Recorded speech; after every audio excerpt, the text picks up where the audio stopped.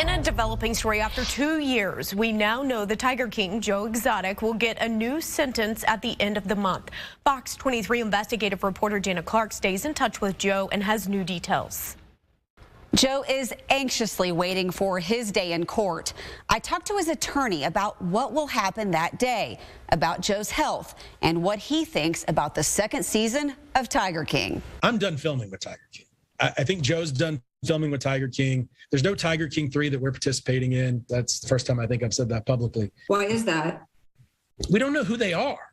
You know, we don't know why they did what they did. Joe had some commitments, and then he wasn't going to do Tiger King 2, but Tiger King 1 left so much out and ended on lies that he almost had to do Tiger King 2 just to show the world part of the truth. My name's Joe Exotic. This is my way of living, and nobody's going to tell me any otherwise. This is the Oklahoma zoo owner known as Joe Exotic from Tiger King, Joseph Maldonado-Passage.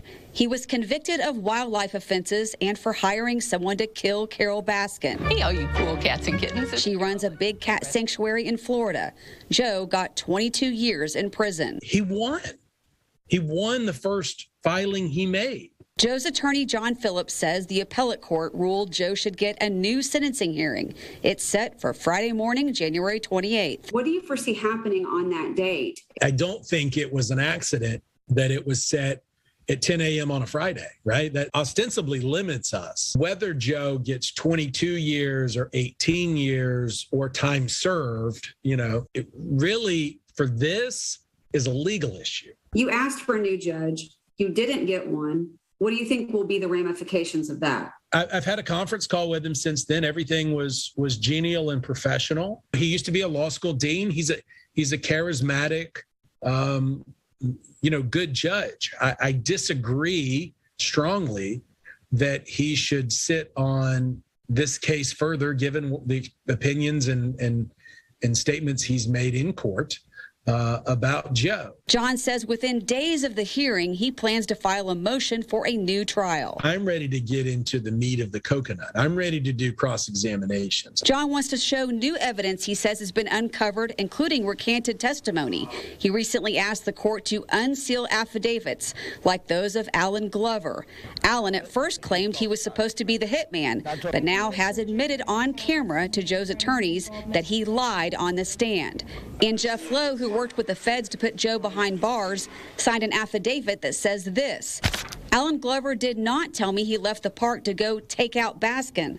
The conversation between myself and Alan Glover regarding the murder for hire of Carole Baskin includes text messages that were created by me and staged.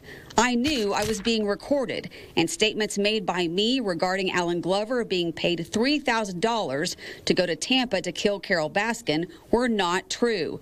Alan Glover never went to Florida. John says while Joe waits for his day in court, he's being treated for prostate cancer.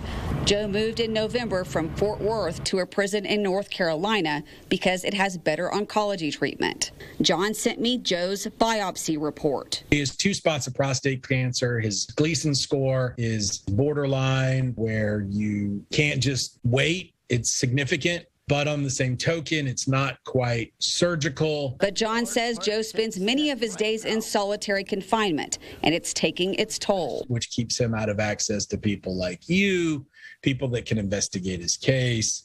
And so it's super frustrating on him. Here's what Joe told him in a recorded phone call on Christmas Eve. I've been locked up in solitary confinement for over 200 days now.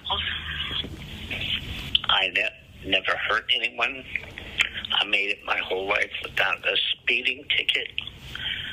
And the world knows now, thanks to Alan Glover, that I'm in here over perjury and fabricated evidence by the Department of Justice.